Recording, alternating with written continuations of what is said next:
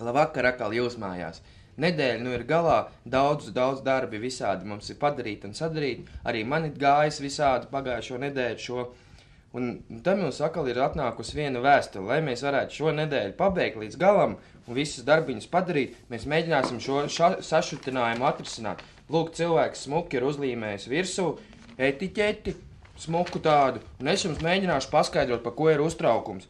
Tātad ir krievu valodā un latviešu valodā rakstīts. Latviski mums ir rakstīts sautēta lielopu gaļa, pirms lietošanas uzsildīt. Krieviski mums ir rakstīts говядина тушеная перед употреблением охладить. Un cilvēks ir nesaprašanā. Ja jūs paši saprotiet, tad vienai tautībai viņa būtu it kā augstāk vajadzīga un vienai siltāk vajadzīga. Un lai jums atrisinātos šis, mīļie sašutinātie cilvēki, tad dariet tā, ka no sākuma izdomājiet, kas jūs īsti esat.